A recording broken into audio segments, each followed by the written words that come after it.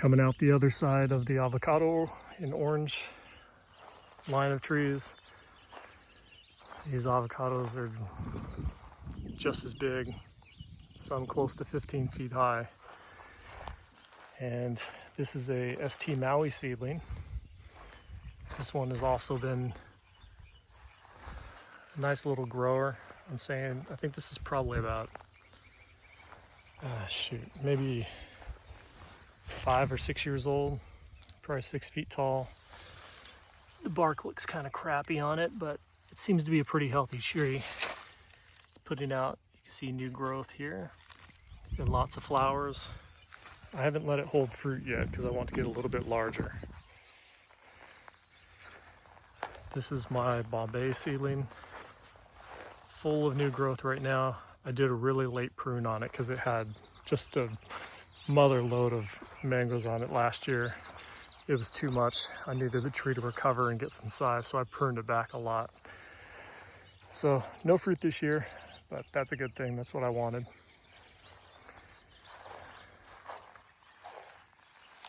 Here is a seedling. I have no idea what seedling this is.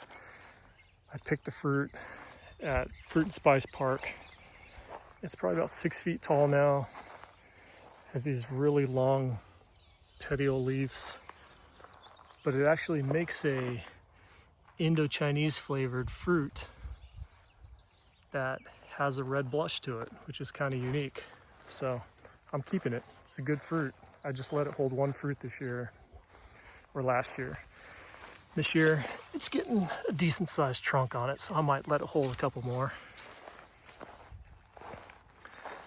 My favorite fruit tree in the orchard. This is another seedling, and you can see right in here, it's just got a ton of little fruitlets on it. Lots of little fruitlets. This one also has a smaller mango, probably about palm size. So heavy it's kind of falling over. I need to stake it up. But it's got an incredible fiber-free Indo-Chinese flavor to it. Really good. More avocados. This used to be a big avocado, and I'm digging out the stump right now. So this is kind of a work in progress. Here is a cherry seedling. This one's a little over 6 feet tall, full of flowers. Produces a nice fiber-free fruit that tastes very similar to cherry. And if you like cherry, this tree will produce a lot of them. The wind kind of knocked it over, and so I've got it staked up and I'm trying to pull it back up. But this is a big tree, and I've cut it back a lot to try and help it against the wind, but it's vigorously grows and produces a lot of fruit. So I'm expecting a lot of fruit out of this one this year. This is a Saigon seedling. Again, you can see the wind has kind of knocked this one over, so I've got to stake it up. But this also produces a lot of nasty tasting fruit that I'm just not a fan of. But a few people like it, so you can see it has no problem producing fruit or flowering. And like many of these other larger trees, it's about 8 years old now. Kind of a bifurcated trunk that splits out. I've tried grafting on top of it before, but it just does not want to take a graft. So it wants to put out these nasty fruit that I guess I'll just leave it alone, let it do its thing. Moving along, this is a 13-1. I think it's a Israeli mango. This is a seedling again, probably about 4 or 5 years old. This thing died all the way to the ground at one point, and it came back up and formed 3 separate trunks that I'm just letting it do its thing now. If it wants to be a bush, it'll let it be a bush. But it's putting out some fruit. Haven't tasted this one yet as I've been taking the fruit off, but it's growing vigorous enough this year that I'll probably let it fruit. It's susceptible to a little powdery mildew. I haven't seen much powdery mildew this year, but this one's got it. but overall healthy tree. This is a sugarloaf seedling, and this is its first year flowering, just only on one branch really. But this is another really vigorous grower. I've had to cut it back several times because it just grew so lopsided it would fall over, it would break branches. So that one's doing all right. Lemon zest. This is one of the only two Florida rootstock grafted varietals that I have here. You can see down here, this is the turpentine rootstock. And as most people know, you don't want to plant these in California. Bought this before I knew what I was doing. You can see a lot of new growth coming this year. It's already flowered, so now it's going to be pushing new leaves. I've used this as budwood for several other grafts around my orchard. This is a manila seedling, and I've grafted Alfonso onto this one. So you can see this is a veneer graft, and this is another cleft graft in here that's producing a few little fruit. It's not very tall and hasn't been the most vigorous manila tree. I probably should have pulled it out at some point, but the grafts seem to be doing well, so I'm gonna leave it alone. This is a stringless peach seedling. Again, not the greatest fruit. There's nothing stringless about it. It does make small little pocket-sized fruit, but it forms a nice little bush. There's actually 2 trunks on it. This was from a polyembryonic seedling, so the one tilting to the left there has produced fruit a couple years now. The one on the right, which is forming more upright growth, this has not flowered yet, surprisingly. Damn near everything flowers in just a few years here, but this side of the tree has not, so we'll see. This is the cursed area. I've planted about 5 different seedlings here and none of them have survived. This one is guava, and this one survived the winter and it's got some new growth coming, so this might be lucky number 5 that gets a spot in the orchard. So Cientalone or guava mango seedling here. This is an ice cream seedling. As you can see, I like growing seedlings out here of varietals. I found for the most part they all kind of stay very similar to their mother parent with a few exceptions. But this one is fruiting for the first time, probably about 5-year-old seedling now.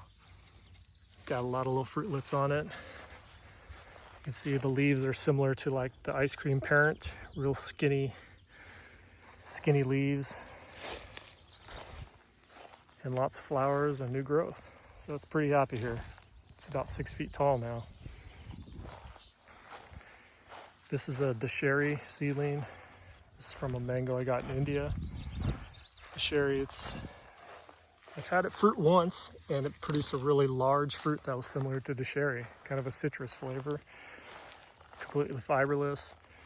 It's got really weird growth and it's always had some disease issues. You can see I painted over this and I've been adding a little bit of urine to the mulch pile here, and this year it seems to be happy with the extra nitrogen. So yeah, maybe I found something here. Little human pee will make this thing take off.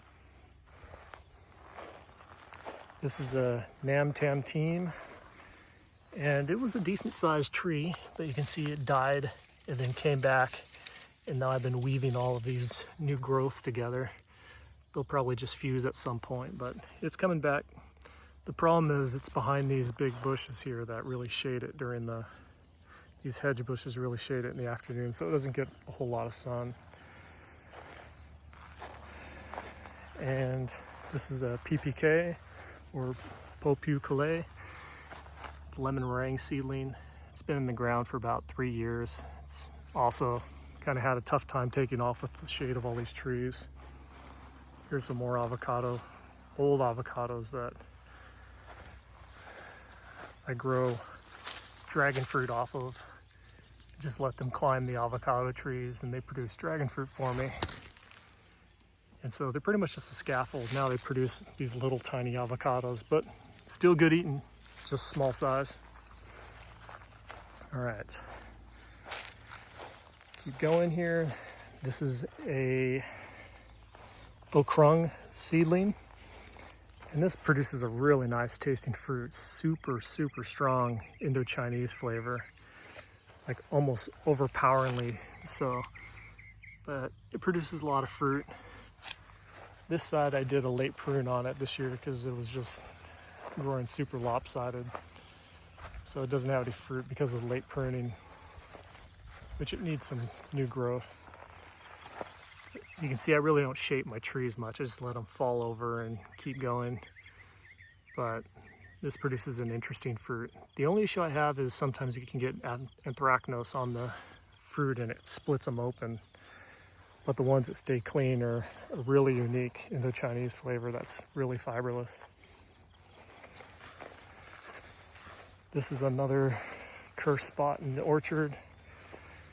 I tried planting a dwarf Hawaiian seedling and it looks like it survived the winter. Kind of looks chlorotic and it's surrounded by all this. I put some mulch down here, but the Bermuda grass is just taken over. So there's not much I can do about that. Here's some more avocado trees that are full of dragon fruit. This is a Malda mango seedling, and it is doing well. It's never flowered for me, but Malda is a tasty little Indian mango, so I added that to the orchard. Here's the water tank that provides water to the back half of my orchard. There is an ice cream bean tree. It's flowering and has a bunch of ripe fruit on it. Produces more fruit than I care to eat. Not the greatest fruit, but it's cool to have. And this is a Maha Chinook seedling that survived the winter. So if it survives the first winter, it's usually got a chance at staying. So keeping that one. Moving along, up here along the fence line. This is a white sapote seedling that I put in the ground. It's had gophers attack it. The sprinkler's broken and almost died from dehydration, but it's still going. So one of these days. Little dwarf Cavendish banana that I threw over here. This one's also struggled in this spot, but all right. This is a Muntingia, or the strawberry tree. Produces a lot of fruit and grows super fast. I love the taste of these fruit. It tastes like cotton candy or Captain Crunch cereal. And now it's flowering. You can see they call it strawberry tree because of the flowers look like strawberry flowers. Tastes nothing like strawberry, but this is the red fruited one. Here's some more dragon fruit. There's all different types of varieties out here. I prefer the S8 variety, but I've got a number of different varieties. This one looks like it's Haley's Comet, and I think Delight is the other one. So they have cross-pollination partner. All right, moving up here. This is Garcinia. This is the Imbe, the African Garcinia. Seems to be pretty happy out here in full sun. It's probably about 3 or 4 years old now. And it's a really hardy tree. Handles dry conditions, super heat, high winds. Nothing phases it. This is guabiju, or Myrcianthes pungens. I've grafted a few different varieties that have been given to me, or that I purchased. But this thing still has not fruited yet. This is another bulletproof variety that does really well in Southern California. Produces nice little purple colored fruit with orange flesh. Really tasty. This is Eugenia burkhartiana. Put it in the ground. This is its first year in the ground. Made it through the winter, so look at it go. Really pretty foliage. Turns bright red on the new growth.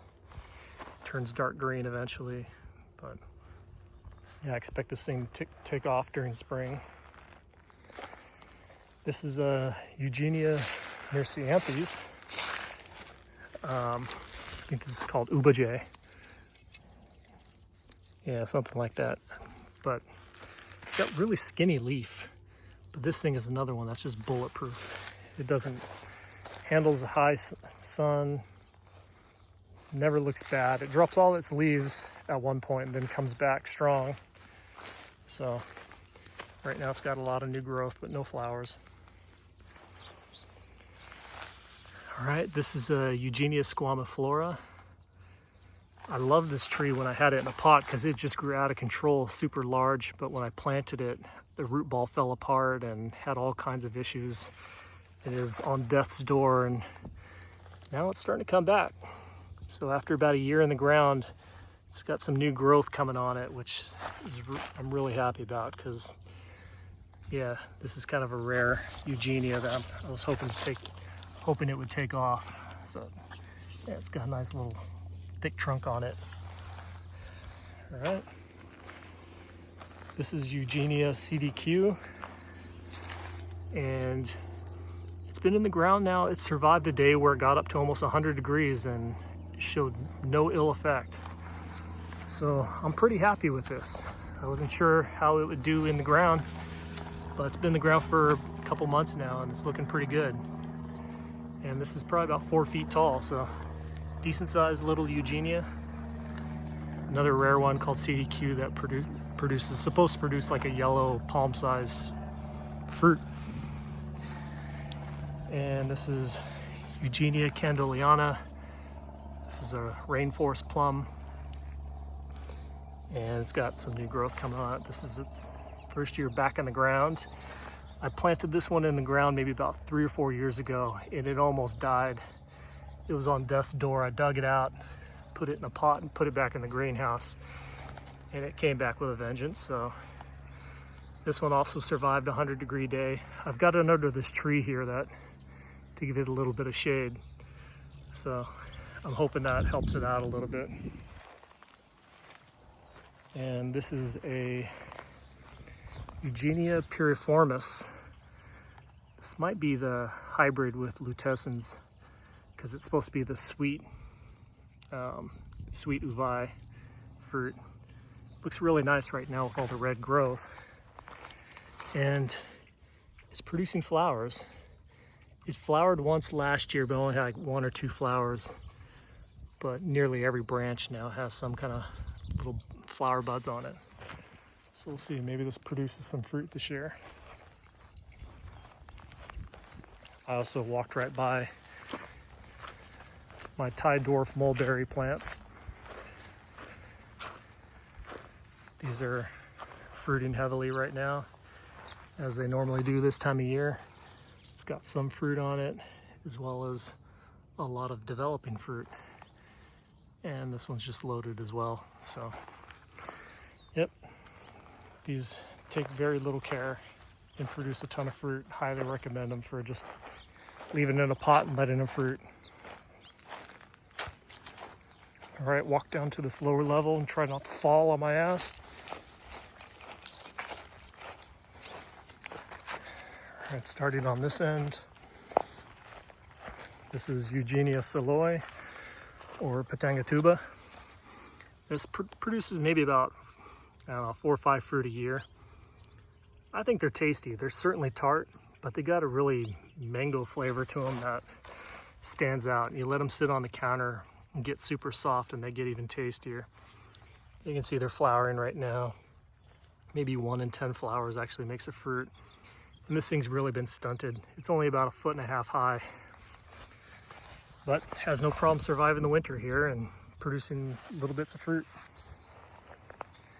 This is a Eugenia uniflora, another pitanga, and this is a seedling of what was given to me as Florida giant black or Florida black giant. This is its first year fruiting, and it's got some decent sized fruit that are forming. They definitely have a different look than my other seedling that I have. So I'm hoping that they turn out to be a little bit larger maybe than the Lolita seedling. But yeah, I'm pretty excited about this one, fruiting and flowering for the first time. All right. This is Eugenia involucrata, or the cherry of the Rio Grande. This one's a nice little seedling. It produces some good fruit, decent size. You see it recently flowered, and it's holding on to some fruit here that, you know, it does all right. It produces some decent sized fruit. I think these ones are pretty tasty. So I've been pretty happy with this one, and another one that's been bulletproof. Handles all of the high winds and high heat that we get on this side. I'm gonna call this one the Savannah cherry. It produces a much longer fruit. So this is Nelita seedling. It produces a much different looking and tasting fruit than the Eugenia involucrata next to it, but I think they can be hybridized, and they're close enough. The leaves definitely look a little bit different. See, the tree's got a different look to it. It's not quite as bushy. Even the bark has a different shade to it. But yeah, this one produces some really nice fruit and really big fruit that have probably one of my favorite flavor of the Eugenias when they make a good sized one. Here's another Eugenia brasiliensis, or grumichana. This one has not yet flowered, even though it's about 6 feet high. Probably wasn't given enough water, at least as much as the other one, so everything's fed by these little drip heads. I added an extra drip head this year to give it some little more water, but it seems happy enough. This is Eugenia ushnathiana, or pitomba, and I had it in here for a while in the same spot maybe 4 years ago, and it just would not grow. So I dug it out, put it in a pot, left it in the greenhouse, and it did really well in the greenhouse.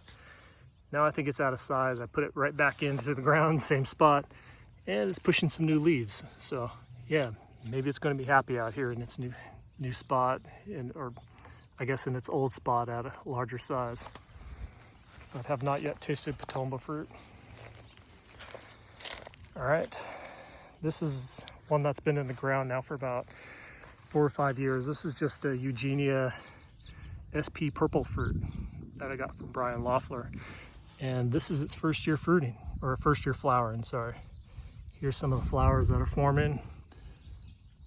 I got a feeling this is going to produce super tiny fruit. The flowers are really tiny. The leaves are super tiny. But we'll see. This one just grows as a dense thicket bush. But it's got the peeling bark like you see on a lot of Eugenias, so it's got a spot here. Here is a orange fruited variety of Eugenia cherry of the Rio Grande, and it's starting to peel off all of its little red bark on it. Looks really cool when the bark at the end of winter and the bark is all red. It's got this beautiful red color all over it, but this is not yet fruited. So I'm still waiting for it to fruit, but super healthy and survive the winter without any kind of damage. This is Eugenia rapanda. It's flowered a few times, but never really held fruit. I don't know. This tree never has looked quite healthy here. But it's got a permanent position here just because it's rooted, and it still puts out new growth, as you can see on this branch. So it's happy enough to put out new growth, just none of the flowers hold fruit. And this is a jamun, or the Java plum. And this thing has just a little one dripper to it, but it's probably about 7 feet high now, and this thing is just a tank. I'm not even sure why I planted it here, but I've got some Indian family that would like to get some jamun, so that's why it's planted here. So that's everything,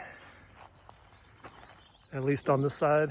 And next down there, I'll show you the mango seedling experiment orchard.